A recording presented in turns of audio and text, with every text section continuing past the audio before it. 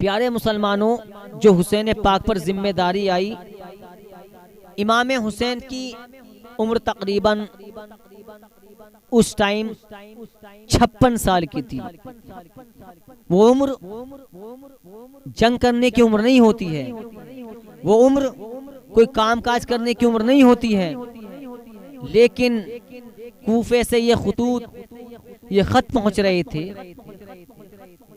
किताबों में भी लिखा हुआ है कि 150 खतूत इमाम हुसैन के पास पहुंचे।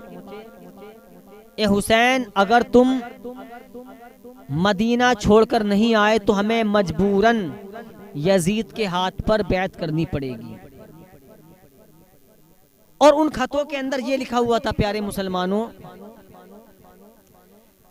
कि अगर तुम मदीना छोड़कर कूफे को ना आए तो मजबूरन हमें यजीद की बैत करनी पड़ेगी और मैदान महशर में इसका जवाब तुम अपने नाना को तुम्हें देना पड़ेगा। और हम तो कह देंगे या रसूल अल्लाह, हमने तो हुसैन को बुलाया था लेकिन हुसैन मदीना छोड़कर नहीं आया।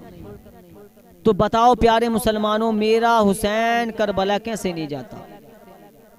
150 खत के अंदर यही अल्फाज थे। जब ये खत पढ़े, मेरे हुसैन ने अपने घर वालों को से कहा, ए मेरी बीवियों, ए मेरे बच्चों, ए मेरी बहनों, सामान बांधो, यहाँ से अब हिजरत करनी है, कूफे को जाना है। तुम सामान बांधो, मैं अभी आता हूँ। मदीने के अंदर तमाम अंधेरा ही अंधेरा था, मदीने के अंदर तमाम सन्नाटा पड़ा था। इमाम हुसैन से घर वालों ने कहा, तुम कहाँ जा रहे हो? तुम्हारी बीवी तो यहाँ मौजूद है, तुम्हारे बेटे तो यहाँ मौजूद हैं, तुम्हारी बेटियां तो यहाँ मौजूद हैं, तुम्हारी बहनें तो यहाँ मौजूद हैं, किससे मिलने जा रहे हो? तो मेरे इमाम हुसैन ने कहा, मैं अपने नाना मुस्तफ़ा से मिलने जा रहा हूँ, मैं अपनी माँ फातिमा से मिलने जा रहा हूँ। अल्लाहु समद। प्यारे मुसलमान हो, जब मदीने की गलियाँ ही सूनी सूनी हो रही थी, रात का सन्नाटा था, पूरे मदीने में बिल्कुल शोर गुल नहीं था, बिल्कुल खामोशी ही खामोशी थी, पूरे मदीने में अंधेरा है। इमाम हुसैन अपने घर वालों से ये कहकर चले गए कि तुम सामान तैयार करो, मैं अभी आता हूँ। अल्लाह समद। अब मुस्तफ़ा के रोज़े पर पहुँचे हैं, अब कहते हैं मेरा सलाम लीजिए, ये आखिरी सलाम हुसैन तुम्हें मेरे नाना करने आया है, हुसैन का सलाम लीजिए। अब मेरे हुसैन ने, मेरे नबी के नवासे ने अपने नाना के मज़ार पर दस्तक दी है, अपने नाना के मज़ार पर पहुँचे हैं। उसके बाद में हजरत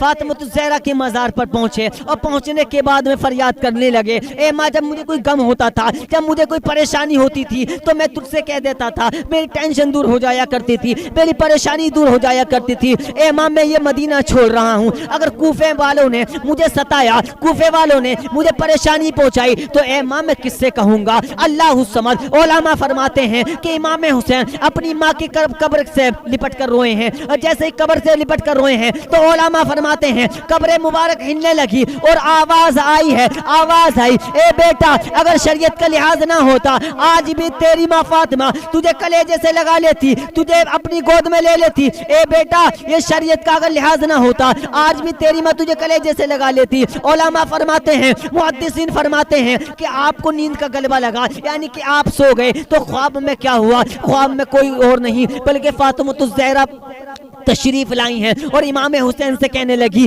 बेटा तू टेंशन ना लेना, तू मैदान करबला में जाना, लेकिन बेटा सब्र से काम लेना, सब्र का दामन ना छोड़ना। अरे इमाम हुसैन तो जन्नती नौजवानों के सरदार हैं, तमाम सब्र करने वालों के सरदार हैं। इमाम हुसैन से कहा, बेटा मैं मक्तल में आऊंगी, करबला के मैदान में आऊंगी, तेरे नाना मुस्तफ़ा भी आएंगे, तेरे बाबा अली भी आएंगे, तेरा पूरा खानदान आएगा, बेटा तू टेंशन न लेना, अपने लबों पर कोई गमगीन बात न करना, कोई गमशुदा ना होना, तू कोई गम ना करना, तुझे साबिरों का सरदार बनना है। अल्लाह के नबी ने तभी तो फरमाया कि मेरा हुसैन जन्नती नौजवानों का सरदार है। अब जैसे यजीद तख्त पर बैठा है और बैठने के बाद में अब तरह तरह की परेशानियां देनी शुरू कर दी, लेकिन प्यारे मुसलमानों तमाम खानदान वालों को इमाम हुसैन ने शहीद करवा दिया अपनी आंखों के सामने। आखिर में अली असगर जो 6 माह का बच्चा था, अली असगर रज़ी अल्लाह तआला अन्हु को आप गोद में लेकर गए और गोद में ले जाने के बाद में कहा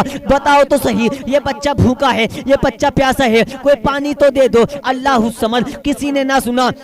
उस खेमे के अंदर यजीदियों के मजमे में से एक किसी यजीद ने तीर मारा और तीर ऐसा मारा कि अली असगर का ऐसे तीर मारा कि अली असगर का विशाल हो गया। आज हमारी रगों में वो खून कहाँ चला गया? और प्यारे दोस्तों वो खून कहाँ चला गया? इमाम हुसैन की मोहब्बत कहाँ चली गई? इमाम हसन की मोहब्बत कहाँ चली गई? लेकिन जब आखिरी वक्त में शहीद हो गए तो हाशिमियत यूं कहते हैं कि मेरा हुसैन करबला के मैदान में यजीदियों को ऐसे काट रहा था जैसे कोई गाजर मूली को काट रहा हो। जब नमाज का वक्त हुआ, इमाम हुसैन जैसे सजदे में पहुंचे, यजीदियों ने सोचा कि अली का शेर है, अली भी शेर था, अली का बेटा भी शेर है, ये नमाज से फारिग होगा फिर हमको काटेगा, इसको उठने ना दो। तो यजीदियों ने वो जो तीर थे, जो उनके पास नेज़े थे, उनसे उन पर वार कर दिया। जो नेज़े थे, जो तीर थे, उन पर वार कर दिया और इमाम हुसैन का और इमाम हुसैन का तन से सर को जुदा कर दिया। लेकिन जुदा होने से पहले, शहीद होने से पहले